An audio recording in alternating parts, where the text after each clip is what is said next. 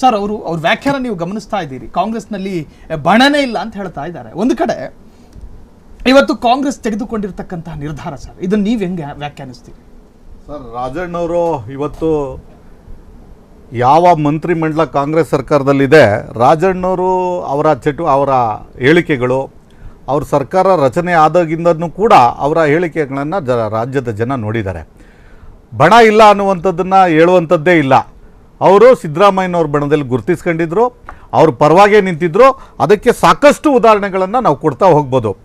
ನಾವು ಸರ್ಕಾರ ರಚನೆ ಆದ ಕೂಡಲೇ ಮಂತ್ರಿಮಂಡಲ ನನಗೆ ಇಂಥದ್ದೇ ಬೇಕು ಅಂತ ಯಾರು ಮಾತಾಡಿದರೆ ಅದು ಮೊದಲಿಗರಲ್ಲಿ ರಾಜಣ್ಣವರು. ಹಾಗಾಗಿ ರಾಜಣ್ಣವರು ಅದ ನಂತರ ಏನು ಮಾಡಿದ್ರು, ಏನು ಡಿ ಕೆ ಶಿವಕುಮಾರ್ ಅವರು ಯಾಕೆ ಅವರೊಬ್ಬರೇ ಆ ಸಮುದಾಯದವರೇ ಯಾಕೆ ಮುಖ್ಯಮಂತ್ರಿ ಅಧ್ಯಕ್ಷರಾಗಿರಬೇಕು, ನನ್ನ ಸಮುದಾಯನೂ ಕೂಡ ನಾವು ಕೂಡ ಕಾಂಗ್ರೆಸ್ಗೆ ಹಲವು ವರ್ಷಗಳಿಂದ ದುಡಿತಾ ಇದ್ದೀವಿ, ನಮ್ಮದು ಕೂಡ ವೋಟ್ ಬ್ಯಾಂಕ್ ಇದೆ, ನನ್ನನ್ನು ಕೂಡ ಅಧ್ಯಕ್ಷನ್ ಮಾಡಿದ್ರೆ ನಾನು ರಾಜೀನಾಮೆ ಕೊಡ್ತೀನಿ ಮಂತ್ರಿ ಪದವಿಗೆ ಅನ್ನುವಂಥ ಮಾತನ್ನು ಹೇಳಿದಂಥವ್ರು. ಮತ್ತು ಸುರ್ಜೇವಾಲಾ ಅವರು ಇಲ್ಲಿ ಬಂದು ಒಬ್ಬೊಬ್ಬರನ್ನೇ ಮೀಟಿಂಗ್ ಮಾಡಿ, ಒಬ್ಬೊಬ್ಬರ ಶಾಸಕರನ್ನೇ ಸಚಿವರನ್ನೇ ಮೀಟಿಂಗ್ ಮಾಡಿದಾಗಲೂ ಕೂಡ ರಾಜಣ್ಣವರು ನೇರವಾಗಿ ಅದನ್ನು ವಿರೋಧಿಸಿದಂಥವ್ರು. ಇದು ಸರಿಯಿಲ್ಲ, ನಮ್ಮ ಒಬ್ಬ ಮುಖ್ಯಮಂತ್ರಿ ಅಧ್ಯಕ್ಷರನ್ನ ಬಿಟ್ಟು ಇವರು ಏಕಾಏಕಿ ಹೈಕಮಾಂಡ್ನವರು ಬಂದು ಈ ಥರದ್ದು ಮಾಡಿದಾಗ ಎಲ್ಲೋ ಶಾಸಕರಲ್ಲಿ ಒಂದು ಹಿಡಿತ ಕೈ ತಪ್ಪುತ್ತೆ, ಇದು ಮಾಡ್ತಾ ಇರೋದು ಸರಿಯಿಲ್ಲ ಅನ್ನುವಂಥ ಮಾತನ್ನು ರಾಜಣ್ಣವರು ಮೊದಲಿಗೆ ಹೇಳಿದರು.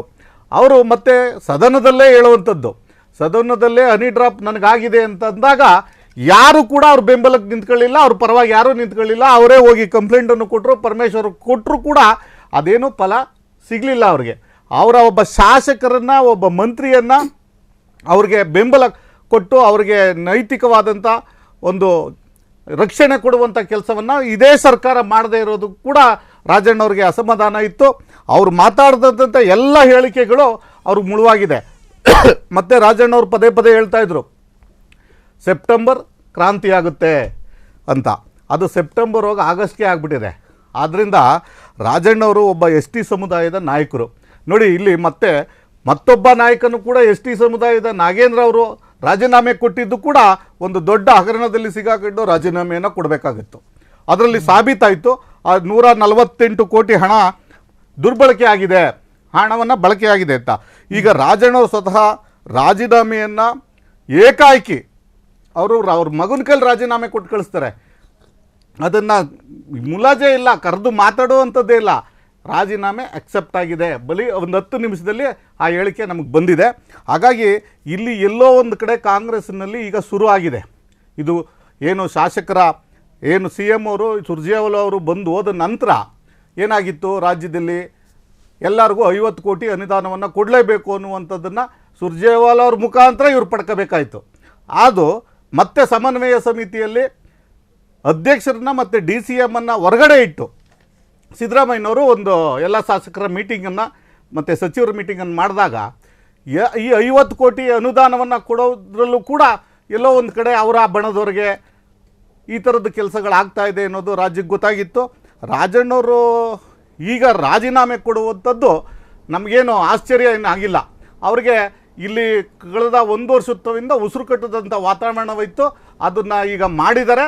ಅವ್ರಿಗೆ ಇಷ್ಟ ಇಲ್ಲದೆ ಇದ್ದರೂ ರಾಜೀನಾಮೆಯನ್ನು ಪಡ್ಕೊಂಡಿದ್ದಾರೆ. ಯಾಕೆ ಅಂದರೆ ಅವರ ಹೈಕಮಾಂಡ್ ಏನೂ ಇಲ್ಲ ಅಲ್ಲಿ.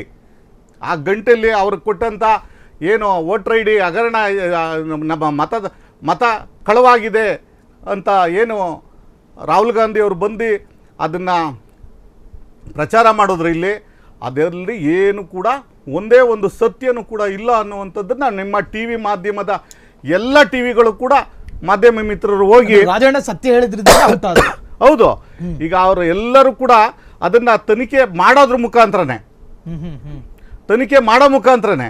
ಟಿ ವಿಗಳು ಮನೆ ಬಾಗ್ಲಿಗೆ ಹೋದ್ವು, ಅಲ್ಲಿ ಎಷ್ಟು ಓಟಿದೆ, ಯಾರಿದ್ದಾರೆ, ಅಲ್ಲಿ ಕಳೆದ 15 ವರ್ಷದಿಂದ ಇದ್ದಂಥವ್ರು ವೋಟರ್ ಐ ಡಿ ಮಾಡಿಸ್ಕೊಂಡಿದ್ದಾರೆ. ಇದನ್ನ ದೊಡ್ಡದಾಗೆ ಇಡೀ ದೇಶದಲ್ಲಿ ಏನೋ ಆಗ್ಬಿಟ್ಟಿದೆ. ಒಂದೇ ಮಾದೇವಪುರ ಕ್ಷೇತ್ರದ ಒಂದೇ ಅಲ್ಲ ಇದು ಕತೆ.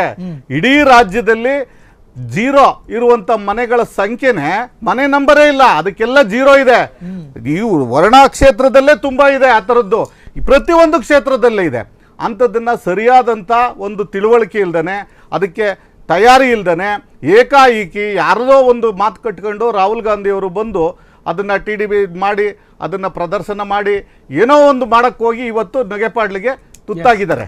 ಹಾಗಾಗಿ ಇದರನ್ನು ಸತ್ಯವನ್ನು ನಮ್ಮದೇ ಸರ್ಕಾರ ಇದೆ, ನಾವೇ BLAಗಳನ್ನು ನೇಮಿಸಿದ್ದು, ನಮ್ಮ ತಹಸೀಲ್ದಾರ್ಗಳೇ ಇದ್ದಾರೆ, ಅವರನ್ನು ಇಟ್ಕೊಂಡು ನಾವು ಮಾಡಬೇಕಾದ್ದು. ಅವಾಗೆಲ್ಲ ಎಲ್ಲೋಗಿದ್ರು ಇವರು ಅನ್ನುವಂಥ ಹೇಳಿಕೆ ಅದೆಲ್ಲೋ ಒಂದು ಕಡೆ ದೇಶದಲ್ಲಿ ಇದೆಲ್ಲೋ ಒಂದು ಕಡೆ ನಮಗೆ ಲಾಭ ತಂದು ಕೊಡಬೇಕಾಗುವಂಥದ್ದು ನಮ್ಮ ಶಾಸಕರೇ ನಮ್ಮ ಸಚಿವರೇ ಮಾತಾಡುವಂಗಾಯ್ತಲ್ಲ ಅಂತೇಳಿ ಅವ್ರಿಗೆ ಒಂಥರ ಇರುಸು ಮುರುಸಾಗಿ ಇವತ್ತು ರಾಜಣ್ಣವ್ರನ್ನ ಕೇಳದೇನೆ ಅವರ ಗಮನಕ್ಕೂ ತರದೇನೆ ಏಕಾಏಕಿ ರಾಜಣ್ಣವರ ರಾಜೀನಾಮೆಯನ್ನು ಅವರೇ ತಗೊಂಡಿದ್ದಾರೆ ಅಷ್ಟೇ.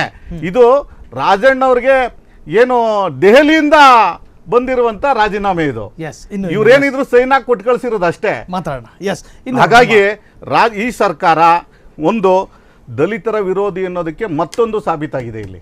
ಯಾಕೆ ಅಂದ್ರೆ ST ಸಮುದಾಯದ ಇಬ್ರು ಇವತ್ತು ರಾಜೀನಾಮೆಯನ್ನು ಕೊಡಬೇಕಾಗಿದೆ.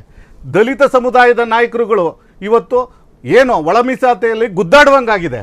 ಆದರೆ ಇವರು CM ಕುರ್ಚಿ ಉಳಿಸ್ಕೊಳ್ಳೋಕ್ಕೋಸ್ಕರ ಒಂದು ಸಿದ್ದರಾಮಯ್ಯನವರು ಒಂದು DK ಶಿವಕುಮಾರ್ ಎದುರಾಗ್ತಾ ಇದೆ.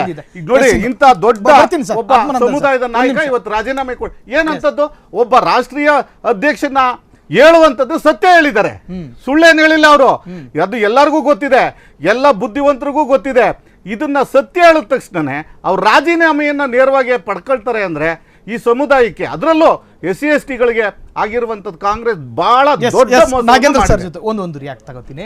ಕ್ಷಣ ಕ್ಷಣದ ಸುದ್ದಿಗಳಿಗಾಗಿ ಫ್ರೀಡಂ ಟಿವಿ ಸಬ್ಸ್ಕ್ರೈಬ್ ಮಾಡಿ, ಲೈಕ್ ಮಾಡಿ ಹಾಗೂ ಫಾಲೋ ಮಾಡಿ. ಹೊಸ ಸುದ್ದಿಗಳ ನೋಟಿಫಿಕೇಶನ್ಗಾಗಿ ಬೆಲ್ ಐಕಾನ್ ಮೇಲೆ ಕ್ಲಿಕ್ ಮಾಡಿ.